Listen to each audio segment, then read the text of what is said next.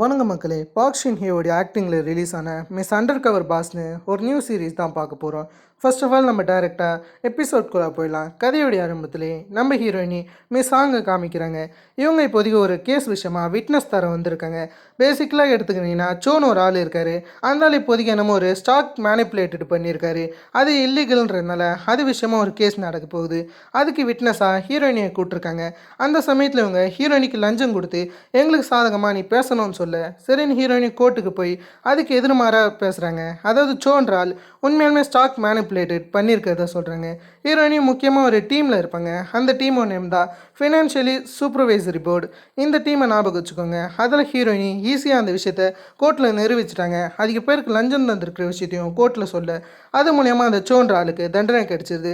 ஆனால் இந்த லஞ்சம்னு ஒரு விஷயம் ஈடாச்சுல, அதில் ஹீரோயினி டீமில் இருக்கிற மேனேஜருமே லஞ்சம் வாங்கி இருந்திருப்பாரு. அதில் மேனேஜருக்கு மேலே இருக்கிற டைரக்டர் வந்து அந்த மேனேஜருடைய பொசிஷனை தூக்கிடுவார். இப்போதைக்கு உங்கள் கம்பெனிக்கு மேனேஜர் இல்லாத வகையில் ஹீரோயினி அந்த பொசிஷனுக்கு போட்டுடுறாங்க.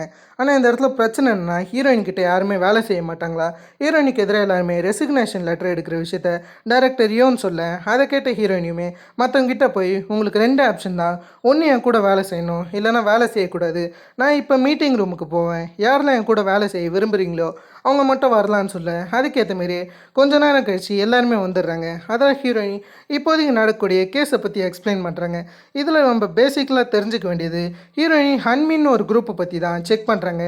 ஹீரோயினுக்கு ஹன்மீனுக்கும் பாஸ்ட்லேயே ஒரு சின்ன பகை இருக்குது. அது என்னன்ற விஷயத்த நமக்கு ஒழுங்காக காமிக்கல.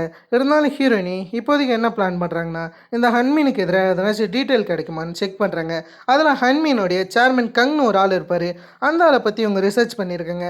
அந்த ஆளுக்கு வெளிநாட்டில் தொடர்பு இருக்கிறத சொல்கிறாங்க. ஏன்னு கேட்டிங்கன்னா, அவருக்கு வெளிநாட்டில் நோரான்னு ஒரு பொண்ணு இருப்பாங்க.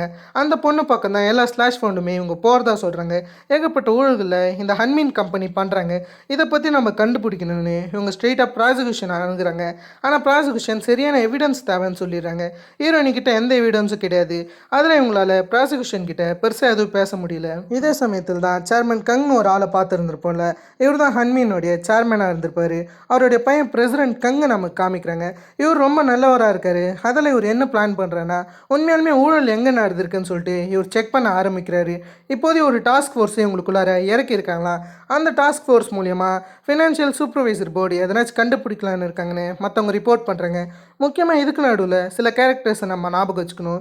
பேசிக்கலாக கேட்டுக்கிட்டிங்கன்னா, அந்த இடத்துல மிஸ்டர் ஹோன்னு ஒரு ஆள் இருப்பார். இவருமே முக்கியமானவர் தான். அதுக்கப்புறம் சீஃப் ஆஃப் ஸ்டாஃப்னு ஒரு லேடி இருப்பாங்க. அவங்க பேர் சங்குன்றது. இவங்களை ஞாபகம் வச்சுக்கோங்க.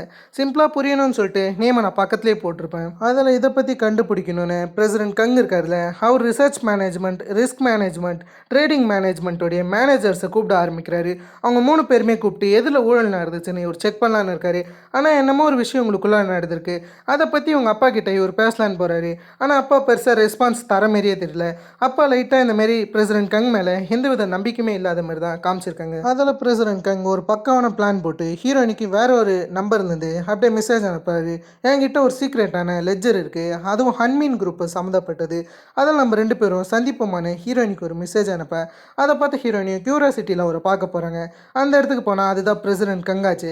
அவருமே இப்போதைக்கு அதை ஒப்படைக்கிறதா சொன்னால் அந்த இடத்துல ஹீரோயினி, நீங்கள் என்கிட்ட பேரம் பேச போகிறீங்களா, எவ்வளோ பணம் இங்கே தந்துருக்கீங்க, உங்கள் கார் டிக்கியில் எவ்வளோ பணம் இருக்குது, அதை நீங்கள் என்கிட்ட தந்து என்னை விலைக்கு வாங்கிடலான்னு ட்ரை பண்ணுறீங்களான்னு கேட்டேன். அந்த இடத்துல பிரசிடென்ட் கங், நீ என்னை நம்பர் தவிர வேறு வழி கிடையாது, நான் உனக்கு உதவி செய்ய தான் ட்ரை பண்ணுறேன், அதை நீ முதல்ல புரிஞ்சுக்கொன்ற மாரி ஹீரோயினியோடைய நம்பிக்கையை பெற்றுட்டு அதுக்கப்புறம் ஹீரோயினிக்கிட்ட ஒரு சின்ன ஃபைலை ஒப்படைக்கிறாரு. இந்த ஃபைலில் ஹன்மீன் குரூப்பை பற்றின அந்த ஊழலை பற்றி லைட்டாக மென்ஷன் பண்ணியிருப்பாங்க. இந்த ஃபைலை எடுத்துன்னு போய் இவங்க அப்படியே ப்ராசிக்யூஷன் கிட்ட ஒப்படைக்கிறாங்க. அதில் ப்ராசிக்யூஷன் என்ன பண்ணுறாங்கன்னா, ஹன்மீன் குரூப்பை சுற்றி இருக்கக்கூடிய எல்லா இடத்துலையுமே அவங்க ரிசர்ச் பண்ணலான்னு இருக்காங்க. இந்த விஷயங்கள்லாம் முன்னவே சேர்மன் கங்கு தெரிய வந்திருக்கும். ப்ராசிக்யூஷன் இவங்க மேலே ரிசர்ச் நடத்த போகிறதுனால அதுக்காக இவர் ஒரு போர்ட் மீட்டிங் அரேஞ்ச் பண்ணுறாரு. அந்த மீட்டிங்கில் இப்போதைக்கு இவர் பேசலான்னு இருக்கும்போது அந்த இடத்துல பிரசிடென்ட் கங் வரலன்ற விஷயம் தெரிய வருது. சரி, ஒரு பிரசிடென்ட் கங்கு கால் பண்ண சொல்கிறாரு. அந்த சமயம் தான் இதுக்கு முன்னாடி நம்ம ஹோன்னு ஒரு ஆளை பார்த்துருந்துருப்போம். அந்த ஆளுடைய பையனை இந்த இடத்துல இன்ட்ரடியூஸ் பண்ணியிருப்பாங்க. அந்த பையன் பேர் ஆல்பர்ட்ன்றது. இவனுமே அமெரிக்காவில் படிச்சிருந்த மாதிரி தெரியுது. அதில் ஆல்பர்ட்டுமே அந்த இடத்துல பிரசிடென்ட் கங்குக்கு கால் பண்ண அந்த சமயம் தான் போலீஸ் எடுத்து பிரசிடென்ட் கங்குக்கு ஆக்சிடென்ட் ஆயிடுச்சு, அவர் இறந்துட்டாருன்னு ஒரு சோகமான நியூஸ் சொல்கிறாங்க. அதை ஹீரோயினுமே கேட்க செய்கிறாங்க. இதை பார்த்து டேரக்டர் யோனுக்கு தான் எதுவுமே புரியல. ஆனால் ஹீரோயினுக்கு இது ஒரு வேளை கொலையாக இருக்குமோன்னு தோணுது. ஏன்னு கேட்டிங்கன்னா இவருக்கு ஆக்சிடென்ட் நடக்கிறதுக்கு முன்னாடி நாள் தான் இவர் ஹீரோயினியை தனியாக கூப்பிடுறது மட்டும் இல்லாமல் ஹீரோயினிக்கிட்ட என்ன சொல்லியிருப்பான்னா, நான் உங்ககிட்ட ஒரு லெஜர் தரேன்னு சொன்னேன்ல, அந்த லெஜர் என்னுடைய 12th ஃப்ளோர் தான் இருக்குது, அந்த இடத்துல போய் செக் பண்ணால் அந்த லெஜர் கிடைக்கும். அதில் ப்ராசிக்யூஷனோட நீங்கள் ரிசர்ச் ஸ்டார்ட் பண்ணும்போது அங்கே செக் பண்ணுங்கன்னு அவர் பாஸ்ட்டில் சொல்லியிருந்திருப்பாரு. அதாவது இவர் இறக்கிறதுக்கு ஒரு நாளுக்கு முன்னாடி. அந்த விஷயம் ஹீரோயினிக்கு ஞாபகம் வருது. ஒருவேளை அதால் தான் இது நடந்திருக்குமோன்னு அவங்க யோசிக்கிறாங்க. அதுக்கேற்ற மாதிரி தான் இவங்க பேசுகிற விஷயத்த யாரோ ஒருத்தவங்க ஃபோட்டோ எடுத்த மாதிரி தெரியுது. அது மட்டும் இல்லாமல் இதுக்கெலாம் பின்னாடி சேர்மேனும் இருக்கிற மாதிரி தெரியுது. மேபி சேர்மேன் அவருடைய பையன் இருக்கிறதுக்கு ஒன் ஆஃப் த ரீசனாக இருக்கலாம். ஏன்னா சேர்மேன் அடிக்கடிக்கு அவங்க பையனை கண்காணிக்க என்னமோ ஒரு வகையில் ஒரு ஆளை வச்சுக்கிட்டே இருப்பார். அது வகையில் பிரசிடென்ட் கங்க கடைசி வரைக்குமே கண்காணிச்சது யாருன்னு கேட்டிங்கன்னா அவங்களுக்கு கூடவே இருக்கக்கூடிய ஒரு அசிஸ்டண்ட். இவங்களுடைய பேர் கோபக்ன்றது. இவங்க தான் முழுக்கவே பிரசிடெண்ட்டை கண்காணிச்சிருந்துருக்காங்க. அது மட்டும் இல்லாமல் பிரசிடென்ட் அடிக்கடிக்கு ஹீரோயினை பார்க்க போகும்போது இவங்க இந்த ரிப்போர்ட்டை எடுத்துன்னு போய் மிஸ் சங் கிட்ட சொல்லியிருந்திருக்காங்க. அது மூலியமாக தான் என்னமோ ஒரு பிளான் நடக்குது. இந்த இடத்துல இவருக்கு ஆக்சிடென்ட் நடந்து அவர் இறந்து போன மாதிரி தெரியுது. ஆனால் இந்த பிரச்சனை நடந்ததில் ப்ராசிக்யூஷன் லைட்டாக இன்வால்வ் ஆகிட்டாங்க. ஏன்னா இதுக்கு முன்னாடி தான் மிகப்பெரிய ரிசர்ச் நடத்துது அப்படி இப்படின்னு சொன்னாங்க. அது மொத்தமே இப்போதைக்கு பொய்யின் ஹன்மீன் குரூப் நிறைவேற்றிட்டாங்க.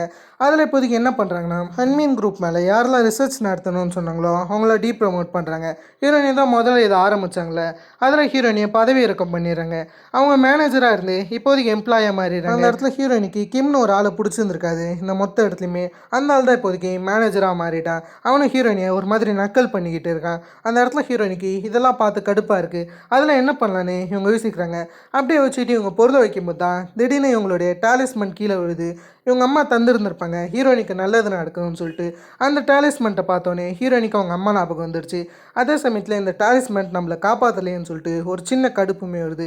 அதில் இவங்க என்ன பண்ணுறாங்கன்னா இவங்க அம்மா ஒரு கடை வச்சுருந்துருப்பாங்க. அந்த கடைக்கு போகிறது மட்டும் இல்லாமல் இவங்க அம்மாவை திட்டிக்கிட்டு இருக்காங்க.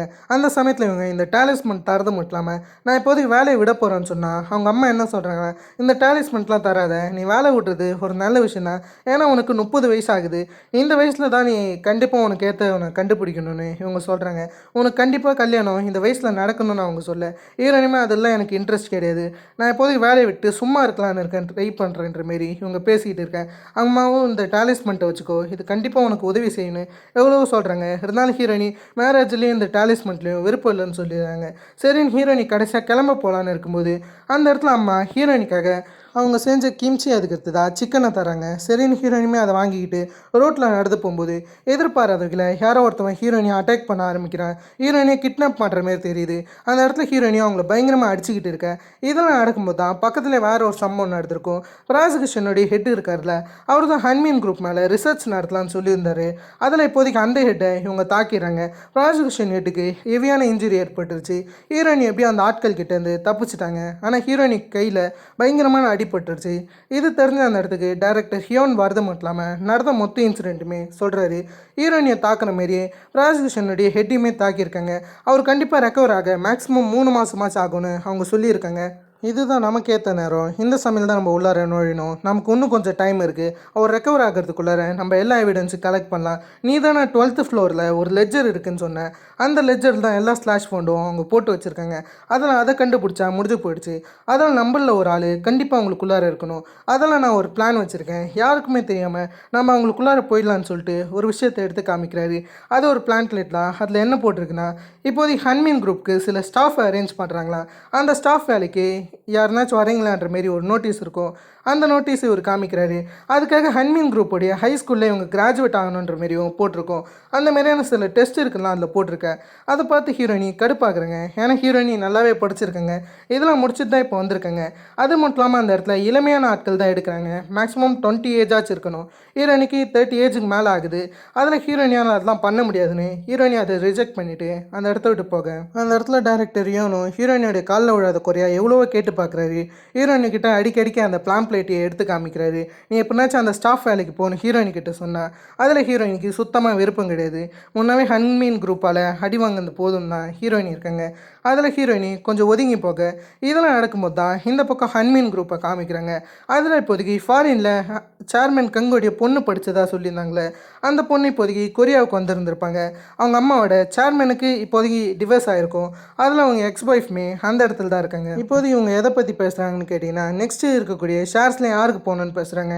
ஏன்னா இப்போதைக்கு பிரசிடென்ட் கங் இறந்துருக்கனால அவருடைய ஷேர்ஸ் கண்டிப்பாக இங்கே இருக்கிற யாருக்குனாச்சு போய் தான் தரணும்.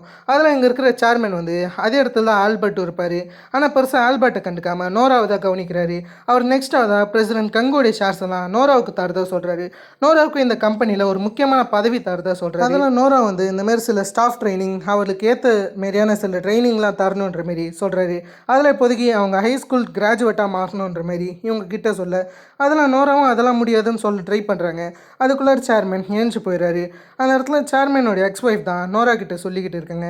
இவங்க என்ன சொல்கிறாங்கன்னா, கண்டிப்பாக நீ இதில் பாஸ் ஆகணும். அது மட்டும் இல்லாமல் உன்னை நான் திரும்ப அமெரிக்காவுக்கு போக விட போகிறது கிடையாது.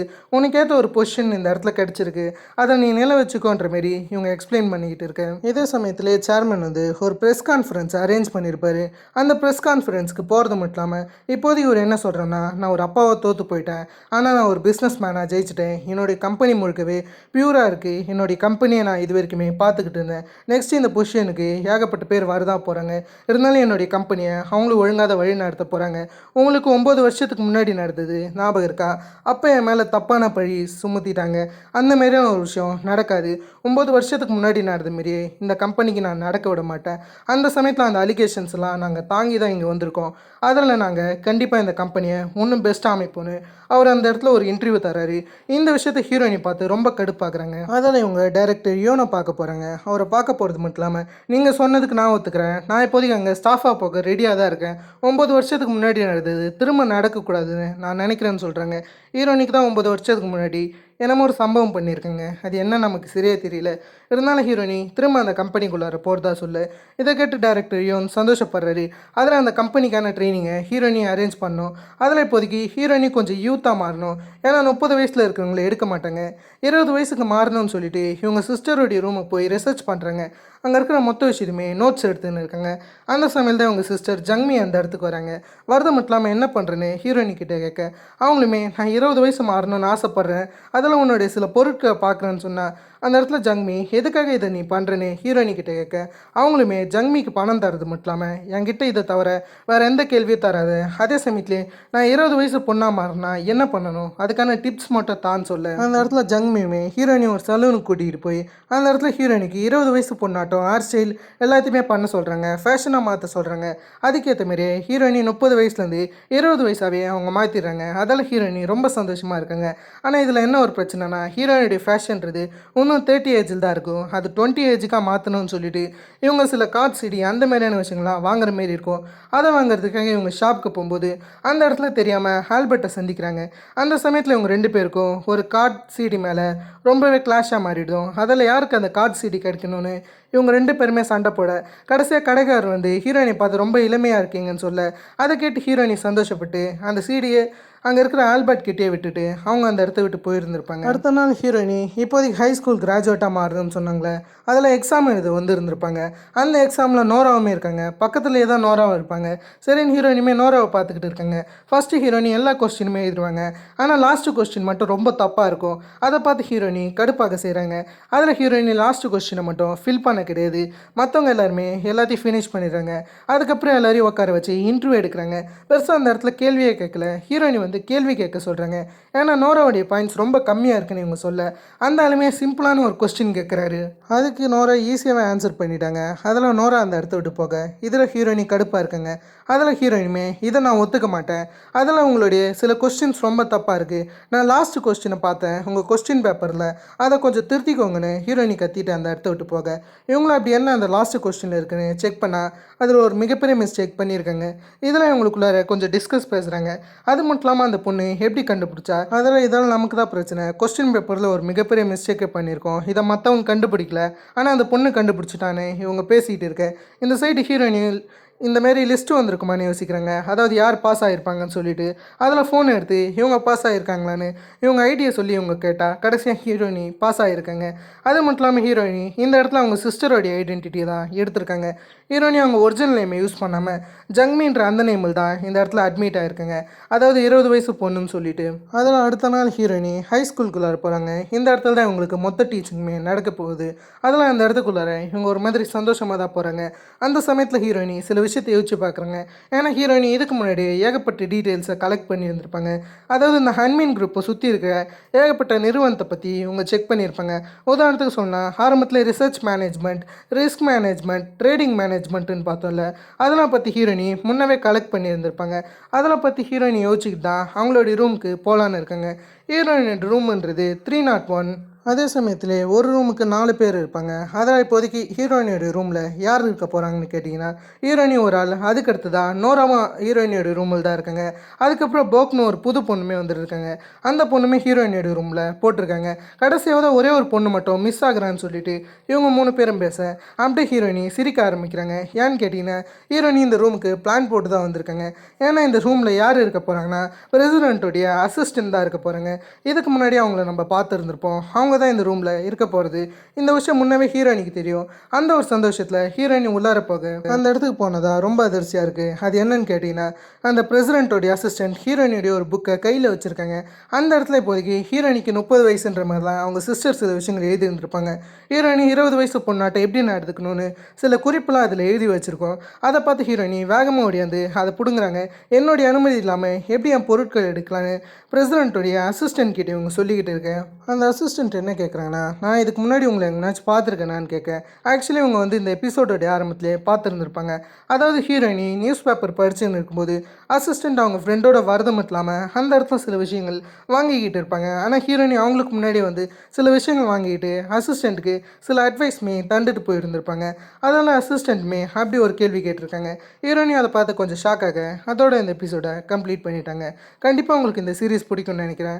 ரைட்டாக இந்த சீரிஸ் நம்ம இதுக்கு முன்னாடி பார்த்த அண்டர் கவர் ஹை ஸ்கூல் மாரி தான் மேக் பண்ணியிருந்திருப்பாங்க. இந்த எபிசோட் முழுக்க மேக்ஸிமம் அவங்க எக்ஸ்ப்ளோர் பண்ண வந்தது ஹன்மீன் குரூப்பை பற்றி தான். இது வரைக்குமே ஹன்மீன் குரூப்புக்குள்ளார என்ன போகுது, அதுக்குள்ளார என்ன மாதிரியான விஷயங்கள் நடக்குதுன்ற விஷயத்தை தான் ஃபுல் அண்ட் ஃபுல் எக்ஸ்ப்ளோர் பண்ண ட்ரை பண்ணியிருக்காங்க. அதை தான் இந்த மொத்த எபிசோட்லேயே எக்ஸ்ப்ளோர் பண்ணனால கொஞ்சம் ஸ்லோவாக போயிருக்கலாம். என்னோடய எக்ஸ்ப்ளனேஷனை மிஸ்டேக்கோ வேறு எதனாச்சும் தப்பாக சொல்லியிருந்தாலும் மறக்காமல் கமெண்ட் பண்ணிட்டு போங்க. கண்டிப்பாக உங்களுக்கு இந்த எபிசோட் பிடிச்சிருக்குன்னு நினைக்கிறேன். நெக்ஸ்ட் எபிசோடுக்கு எவ்வளோ பேர் வெயிட் பண்ணுறீன்றதை மறக்காமல் அதையே சொல்லிட்டு போங்க. இதே மாதிரி நான் உங்களை வேற ஒரு தன்னால் ஆசமான டியூல் சந்திக்கிற இருக்கும். Have fun, guys.